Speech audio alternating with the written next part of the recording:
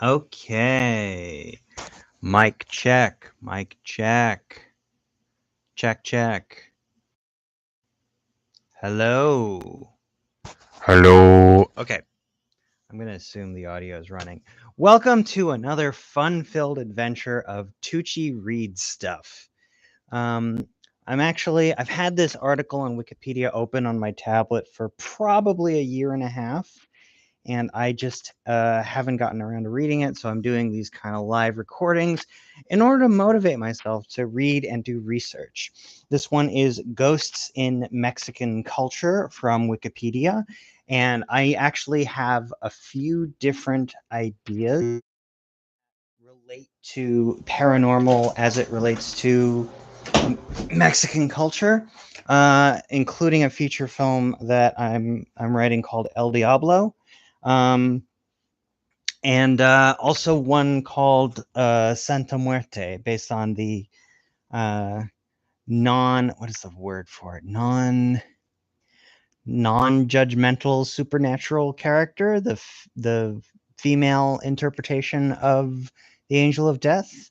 And it's okay to call her female instead of woman because she is not human, for all of you folks out there who care about such things. Anyway, Ghosts in Mexican Culture from Wikipedia. There are extensive varied beliefs in ghosts in Mexican culture. In Mexico, the beliefs of the Maya, Nahua, Purépecha, and other indigenous groups in a supernatural world has survived and evolved, combined with the Catholic beliefs of the Spanish. The Day of the Dead, Spanish Dia de Muertos. I thought it was Dia de los Muertos. But anyway, Dia de Muertos incorporates pre-Columbian beliefs with Christian elements. Mexican literature and cinema include many stories of ghosts interacting with the living. Aztec beliefs.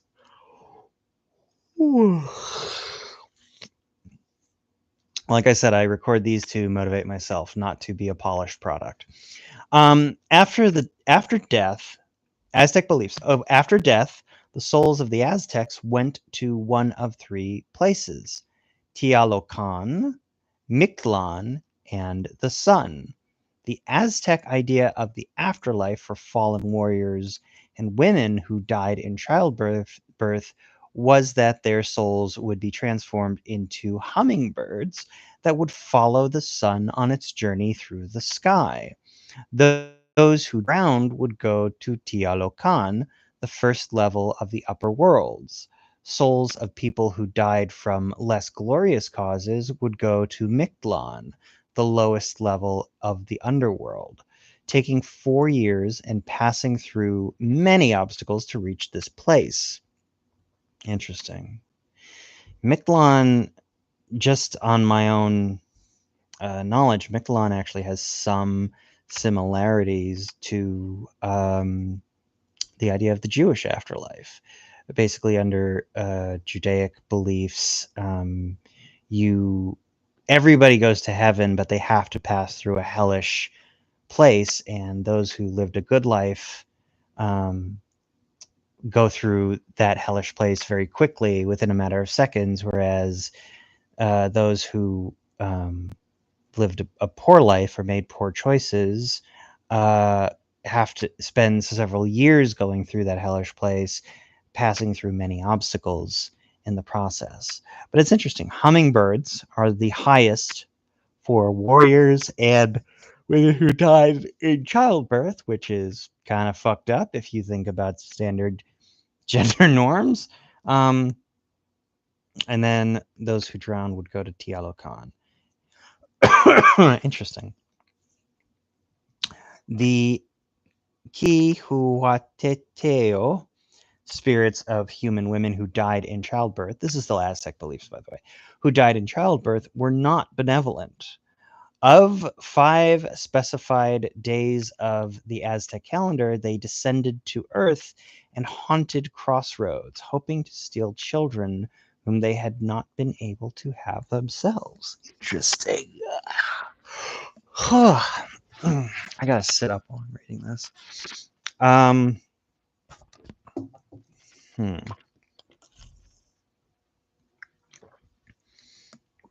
The Canteros Mexicanos is an important collection of lyric poetry transcribed from Nahuatl into Roman letters around 1550 CE, about 30 years after the fall of Tenochtitlan. In his 1985 edition of these poems, John Bierhorst interprets the poems as ghost songs that were intended to summon the spirits of dead Aztec warriors back to Earth to help their descendants under Spanish rule. If the songs were successful, the ghosts would descend from heaven fully armed and ready to fight, demanding payment in human sacrifice. The interpretation is, however, controversial. That's a cool story. Like, that's a cool fucking story for whatever. Like, if Pixar were to do an animated Aztec fairy tale or something, that would have to go in there. That sounds fucking awesome. Maya believes the traditional Maya live in the continual presence of the grandfathers and grandmothers, the usually anonymous bilateral ancestors who, in the highlands, are often conceived of as inhabiting specific mountains where they expect the offerings of their descendants. This is very cool. This is probably the highlands of Mesoamerica, given that the Mayans primarily occupied Mesoamerica, including Belize and maybe down to Panama. It's been a long time since I've studied Mayan history. In the past, too, the ancestors had an important role to play, with the difference that among the nobility, genealogical memory and patrilineal descent were much more emphasized. Thus, Popol Vuh lists 3 genealogies of upper lords descended from 3 ancestors and their wives. These first male ancestors, ritually defined as bloodletters and sacrificers, had received their private deities in a legendary land of origins called the 7 Caves and 7 Canyons, and on their disappearance left a sacred bundle. In Chiapas, at the time of the Spanish conquest, lineage ancestors were believed to have emerged from the roots of a ceiba tree. Comparable beliefs still exist among the Cihuateotls. I'm sorry, everything I'm pronouncing comes across with an Italian accent. It's not intentional, I swear. Purépecha beliefs. The Purépechas that live in what is now Michoacan believe that the monarch butterflies that travel to the region towards its winter habitat, monarch butterfly biosphere reserve, symbolize the spirit of the dead as they journey from the afterlife. That's really cool. Like, we got hummingbirds and then we got monarch butterflies. There's the legend of Mintzita, the daughter of the Purépecha king, and her fiancé. Their ghosts arise and head towards a specific cemetery every Noche de Muertos. Noche de Muertos, or Night of the Dead, a variation of Dia de Muertos, is a major holiday in the region in which one custom involves the floating of hundreds of small candles on Lake Pátzcuaro. Lake Pátzcuaro has the floating candles, and other bodies of water. Michoacan is even known as El Alma de Mexico, or the Soul of Mexico. Day of the Dead. The Day of the Dead, Spanish El Día de los Muertos. There we go. Los Muertos. Got it. Okay. Is a holiday celebrated in Mexico and by Mexicans and Central Americans living in the United States and Canada. Oh, God. So boring. I bore myself. The holiday focuses on gatherings of family and friends to pray for and remember friends and family members who have died. Celebration occurs on November 1st and 2nd in connection with the Catholic holidays of All Saints' Day, November 1st, and All Souls' Day, November 2nd. Traditions connected with the holiday include building private altars honoring the deceased using sugar skulls, marigolds, and the favorite foods and beverages of the departed, and visiting graves with these as gifts. Due to occurring directly after Halloween, the Day of the Dead is sometimes thought to be a similar holiday, both being in the family of All Hallow Tide. Interesting. This is also what's that fucking Pixar movie where he goes to the land of the dead? Hey Siri, what's the Pixar movie where the kid goes to the land of the dead? Coco tells the story Coco. of a young boy whose desire That's the to one. discover and follow his great-great-grandfather's legacy takes him on a colorful journey through the land of the dead. Okay. This is from FamilySearch.org. For more, say open this on iPhone. Shut up, Siri. Mexican academics are divided on the exact origins of the Day of the Dead celebrations. Most consider it a mixture of both indigenous roots and European Catholic traditions. Rituals celebrating the deaths of ancestors have been observed by these civilizations perhaps as long as 2,500 or 3,000 years. The festival that became... Oh, fuck me. The festival that became the modern Day of the Dead fell in the 9th month of the Aztec calendar. So Aztec calendar is different than Gregorian calendar. 9th month of the Aztec calendar, about the beginning of August, and was celebrated for an entire month. However, current modern-day depictions of the festival have more in common with Catholic European traditions of the Danse Macabre. Archaeologist Agustin Sanchez Gonzalez notes how the festival was moved towards the end of October and early November by the Spaniards to syncretize? Syncretize is a word. Okay. To syncretize with the Catholic All Hallow Tide. Hey Siri, what's the full moon in August called? The full moon of August is called the Sturgeon Moon. Sturgeon This moon. answer is from womanandhome.com. The reason I ask Siri that is because it's related to some other stuff that I'm writing. Okay. People go to cemeteries to communicate with the souls of the departed who are paying a holiday visit home. The descendants build private altars containing the favorite foods and beverages, as well as photos and memorabilia of the departed. Okay. Also from Coco. The intent is to encourage visits by the souls so that the souls will hear the prayers and the comments of the living directed to them. In most regions of Mexico, November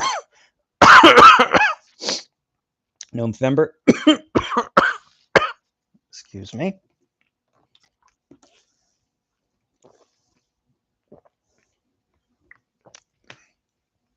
In most regions of Mexico, November 1st honors children and infants, whereas deceased adults are honored on November 2nd. This is indicated by generally referring to November 1st mainly as Dia de los Inocentes, Day of the Innocents, but also Dia de los Angelitos, Day of the Little Angels, and November 2nd as Dia de los Muertos, or Dia de los Difuntos, Day of the Dead. So all of that is under Day of the Dead. It is separate from Purépecha beliefs and separate from Mayan and Aztec stuff. Okay. Modern ghost legends. La Llorona. The reason I'm laughing is because in the feature film I directed last year, there was a mention of La Llorona when the sheriff character talked about how these mythical creatures were being used as propaganda. And she shouted out La Llorona. Shout out to Heather Meza, great actress, great improviser. But that's just funny to me. Okay, La Llorona. La Llorona is Spanish. Ah! La Llorona is Spanish for the weeping woman and is a popular legend in all Spanish-speaking cultures in the colonies of the Americas, with many versions extant. The basic story is that La Llorona was a beautiful woman who killed her children to be with the man that she loved and was subsequently rejected by him. There's a Greek story. There's a Greek tragedy that is almost exactly the same. I'm blanking on the character name, but there is a Greek tragedy with almost the exact same story. Great minds think alike, motherfucker. Anyway, he might have been the children's father who had left their mother for another woman, or he might have been a man she loved but who was uninterested in a relationship with a woman with children and whom she thought she could win if the children were out of the way. She drowned the children and then, after being rejected anyway, killed herself. She is doomed to wander, vainly searching for her children for all eternity. Her constant weeping is the reason for her name. She is said to haunt near bodies of water such as rivers and lakes. In some cases, according to this tale, she will kidnap wandering children or children who misbehave. Wow. Uh, La Pascualita.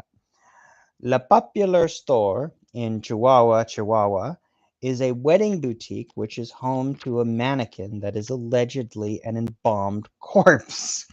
According to many witnesses, it moves, blinks, and sometimes walks on its own. The story dates back to the 1930s. The mannequin is known as Pascualita or Chonita. According to the legend, a bride was bitten by a spider or scorpion on the day before her wedding, causing her death. The bereft mother, who is the one named Pascualita, saddened beyond consolation, hired the best funerary services money could buy, and had her daughter embalmed, dressed in the wedding gown, and later displayed the corpse, passing it off as a mannequin. Some versions claim that it was her fiance that had her embalmed. It is common for late night taxi drivers to notice the mannequin take life, as the bride's intended was a taxi driver himself.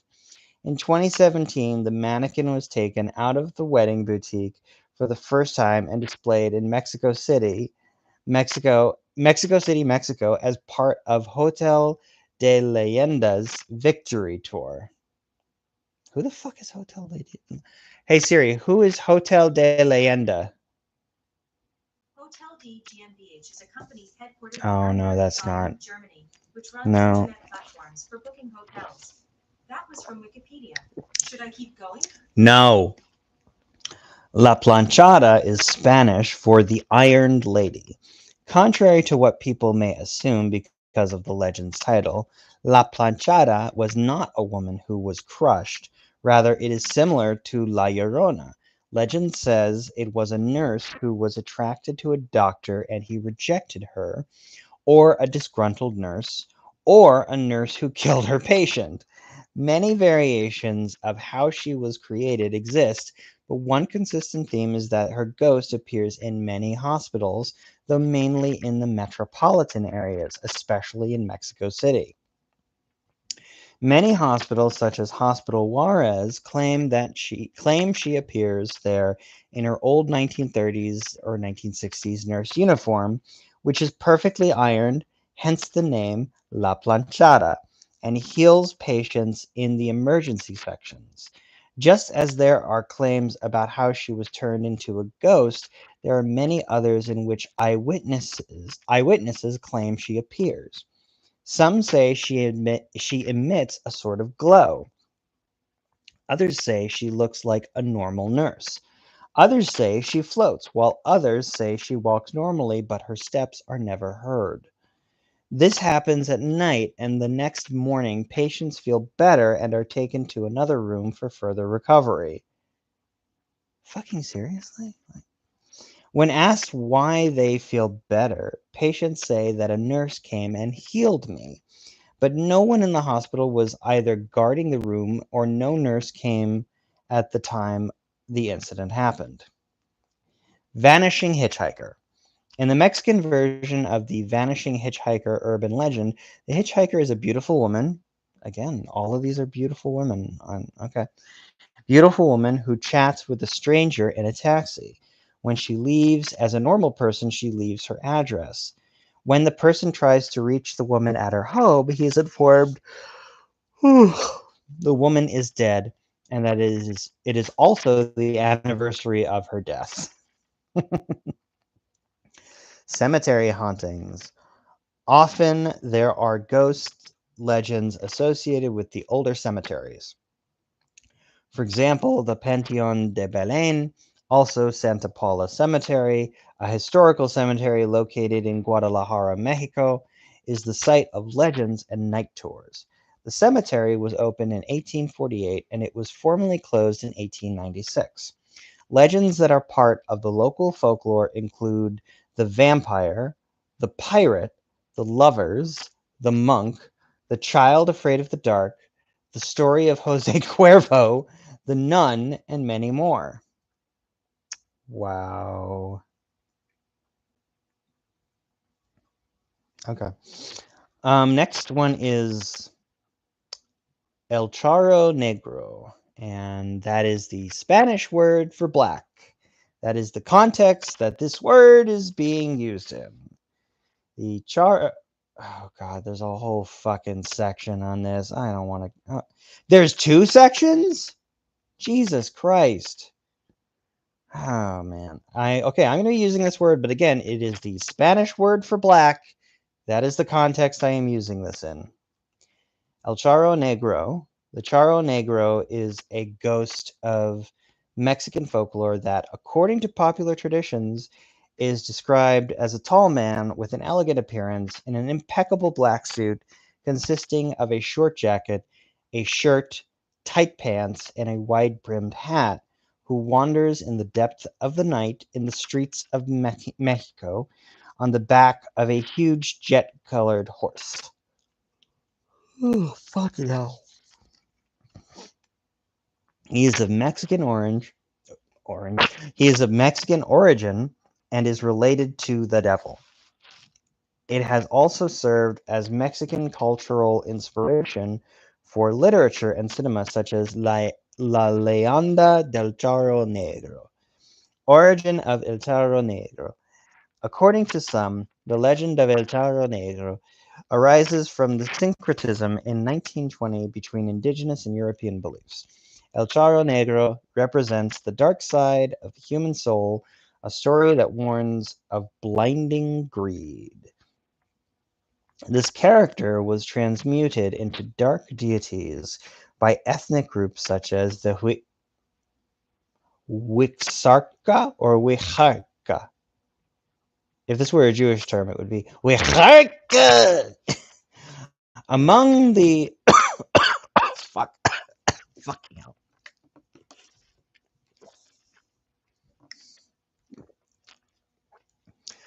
Among the Hulchol deities, which are linked to a dark past, as are defined as neighbors or mestizos, which mestizos I believe is also a slur. The one that stands out the most within these deities is the god Tamatsi. Tamatsi Tewari Uawi, which in Spanish is called our big brother, the dark blue mestizo. The result of the meeting of these two cultures also unites two religions, the Mesoamerican, specifically the Huichol, and from Spain. The result will be a mestizo popular culture, which creates a figure of Ibero-American folklore, that is, the Charro Negro. The coexistence between the indigenous and mestizo culture resulted in economic conflicts where they took over land to use it for their own benefit, for trade, etc.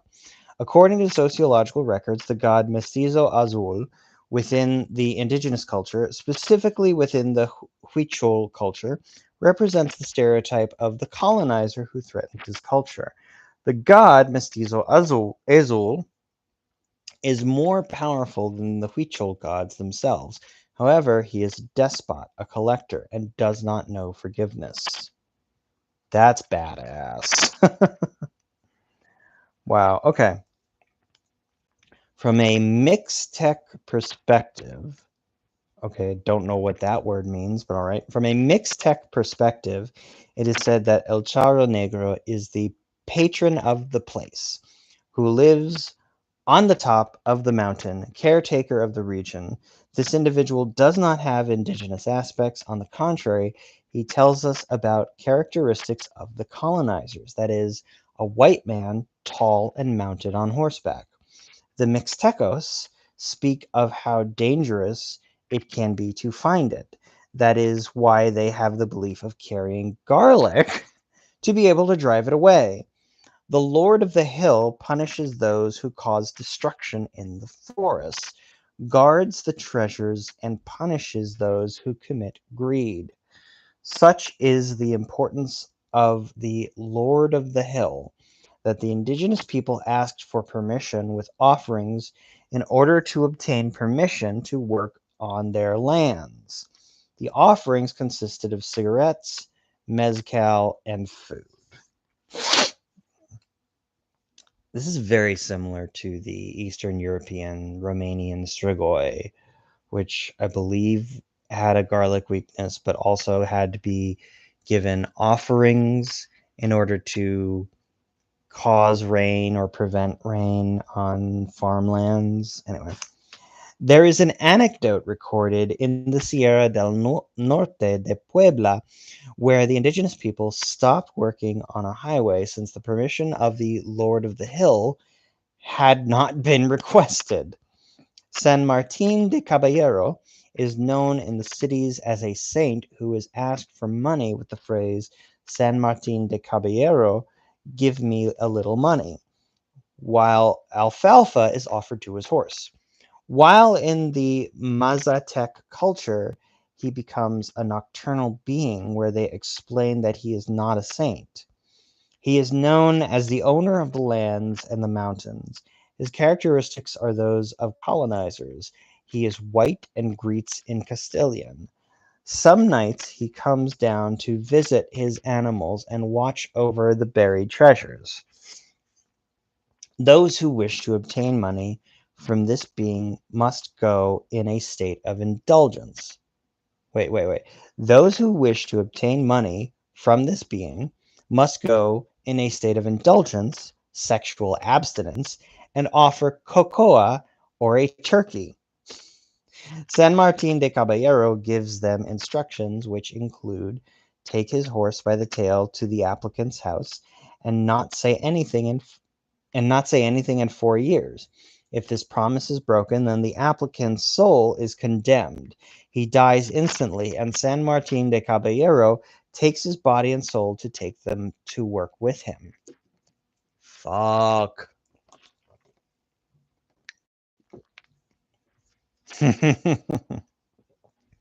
In practically all societies, the concept of the dark has been conceived, which is even presented as an essential element for balance to exist.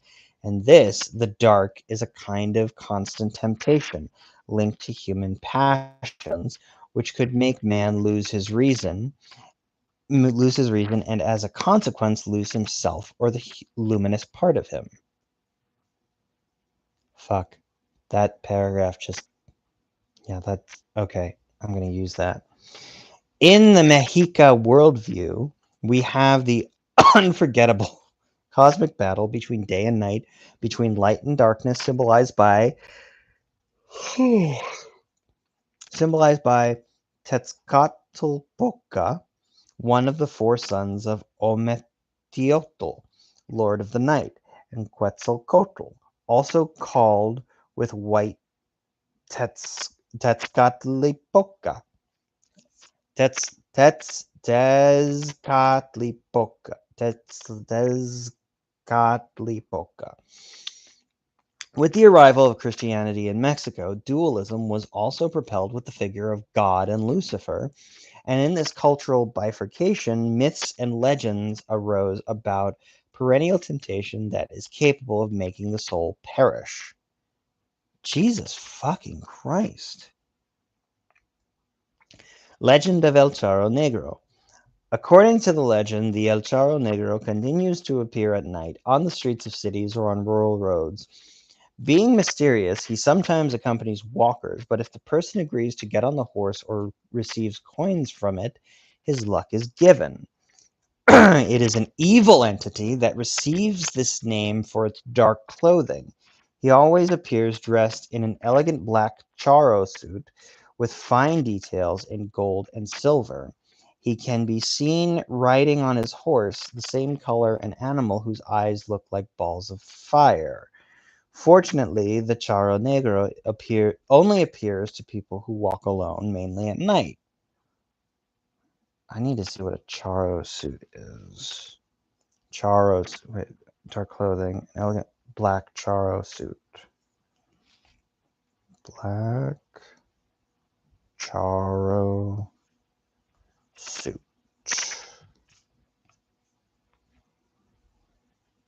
Okay, yeah, this is a suit worn by okay, yeah. Um, what is this called? Yeah, singers, mariachi band members. Yeah. Okay. Going back to the section Legend of El Charro Negro. According to the legend, mainly walk at night. Okay, I already read that. In popular culture, there's not much about inspirations about this evil entity. However, it has appeared in the literature within the story Macario or Masario, don't know how to pronounce that, from which it was used and inspired to create a film with the same name. In 2018, the animated film La Leyenda del Charro Negro was released, created by Anima Studios, based on the legend where he appears as the main antagonist of the film as well as of the franchise in general. In the arts, I don't know if this is El Charro Negro in the arts or if this is just ghosts in Mexican culture in the arts. Woman Hollering Creek and Other Stories is a book of short stories published in 1991 by San Antonio-based Mexican-American writer Sandra Cisneros. The title story is a modern version of the legend of La Llorona.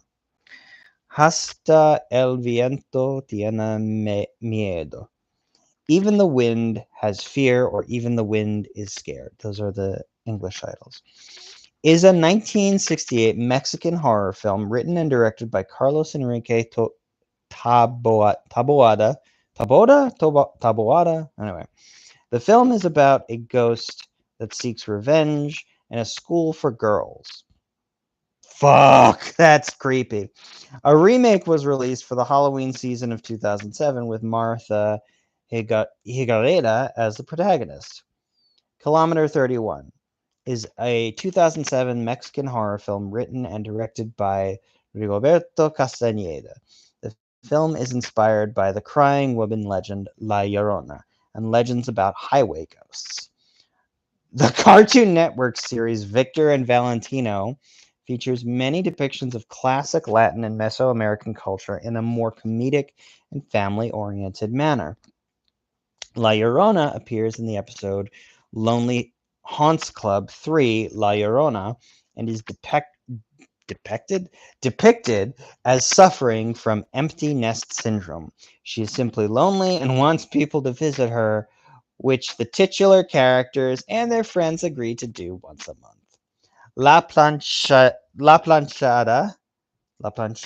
appears in her self-titled episode and is depicted as a two-dimensional ghostly apparition that can summon by leaving an iron out at night and coughing 3 times. She lays herself on the ill and soothes them back into wellness.